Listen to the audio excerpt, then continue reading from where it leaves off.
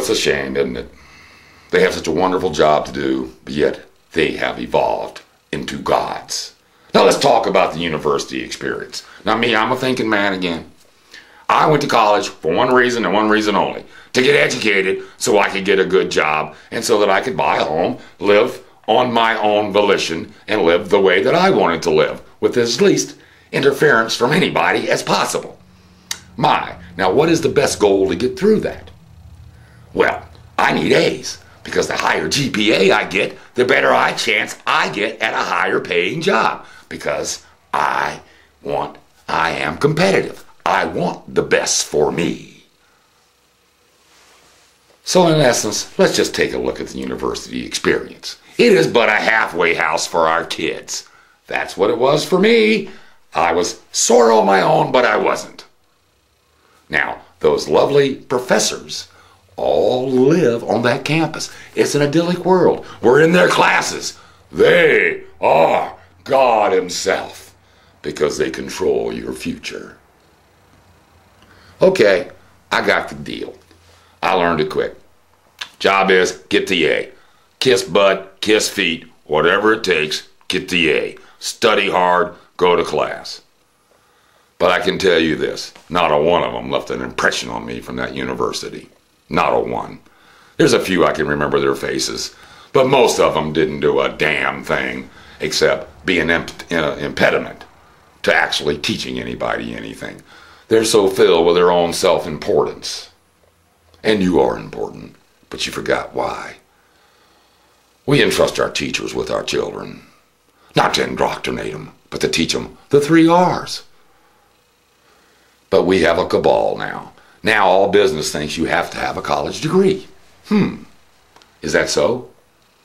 Let's just go to the basics of economics. At this stage, we have no jobs for college graduates. So we have an excess of supply. What does that mean? Well, wages will be depressed and probably most of them won't get hired. Now I ask you, as the conservative side of this country, the Americans, why are we putting our kids into the pipeline where there's already a glut? Now, surely I wouldn't suggest we don't send them to school, but we have multiple issues with this higher educational system. Do we not? They're high-priced and you can't get jobs. Geez, why am I paying for that yet this time? I still want them educated, but there's no job at the end. And in this economy, they're coming back home anyway. As a parent, why am I paying thousands of dollars to go to a university when there's no place for them to go when they're done? I might as well wait a couple of years and let the glut dry up a little bit. Now, one of us, that's not going to make a difference. We hold our kids back. Now, if all of us that didn't vote for the Messiah, the left's God, Obama, why do we need to send our kids to university right now? That saves you money. En masse. Guess what? They've been protected. They've been recession-proof. Oh, if they have a drop in enrollment of, say, 50 to 75%, I wonder what their attitudes will be after a couple of years. Would they be willing to lower the prices of the universities? Will they be begging for someone to come? You see, Americans, we do have the power, and it doesn't stop there. Oh no, it doesn't stop there. You see the little glimmer of an idea when you sit back and realize that within the problem, the seeds of its solution exist. They think they're protected. And where are these bastions of liberal thought? Oh, go take a look at the red-blue election map for the entire nation. Boston comes to mind. Awful blue there. I wonder why. Academia, a hotbed of activity. I wonder what their economy looked like if we never sent our students there. Now let's just take that wonderful institution the elites love to slam down our poor redneck souls what they believe. Harvard is the ultimate, yet they hired Elizabeth Warren, a known liar. I'm told I have a little Cherokee blood in me too, but I ain't putting it on no daggum form and taking advantage of it. She did. Oh, she's a woman. She can get away with anything. And then she was practicing law without a license in the state of Massachusetts while a professor. Do I want to send my kids to a place that would hire that kind of individual and keep them employed? Oh, so you think the 2 years is just economic? No, it's not just economic. You will rid yourselves of these teachers. I am not paying you to indoctrinate my children. I want them to learn how to think, and so do you. I want them to know how to be prosperous, not angry and negative. And the thing about the universities, you know, it's their own little world. And those professors sit around, especially the political science, and you know the ones that are creating all this mess. If we only listened to them, everything would be great. Well, yeah, if we all lived in a university and life was like a university where it's a halfway house and not the real world, it probably would work. However, because they sit in their coffee houses and pat themselves on the back, looking down at Red America and saying, oh, they're just so dumb. We need to help them live their lives. We need to help them not consume so many calories. They can't have freedom because they're too dumb.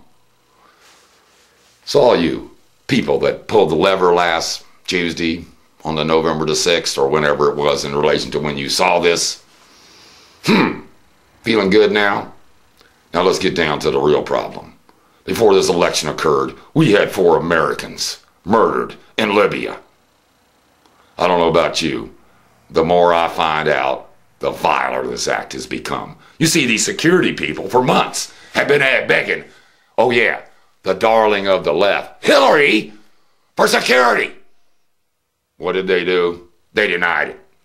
We want it to look like a success, so therefore if we put more security in, it won't be a success. And we need the sheeple to vote for our dear leader, our God, Obama. That's why they did it. Didn't send any help.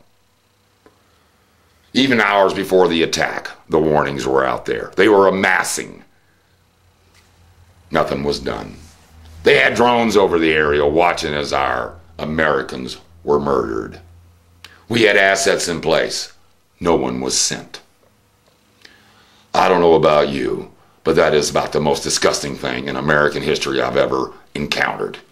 And right now, I'm mad as hell, and I ain't gonna take it no more, and so are you. Now, how do we defeat the liberals? They seem to be operating in the media. Why do we pay any attention to them? They love it when we get ridiculed, picketed. Maybe it's time we give them what they need. Something that is sorely missing in this nation of ours. It's shame. Excuse me. Mr. Matthews, Mr. Brokaw, Perky, all of you. The blood of Benghazi is on your hands. You can't wash it off because you lied about it. Oh yeah, and you, I forgot about you, Candy. Yeah, baby, we got your number. Now, I don't know about you. I'm a little pissed off. It's about time we give these people some shame. All we have to do is do what the paparazzi does. Oh yes. Wherever they are, wherever they go, 24/7, we're there in our blood-drenched clothing with our ghoulish mask on and looking at them and chanting, the blood of Benghazi is on your hands. You can't run and you can't hide, and we will be here till the day you die. Oh yeah, they love their cocktail parties until we're there. On the way there, when they come out, when they go home, when they get up, when they go to work. Seems to me we're all going to be out of jobs. We got plenty of time on our hands.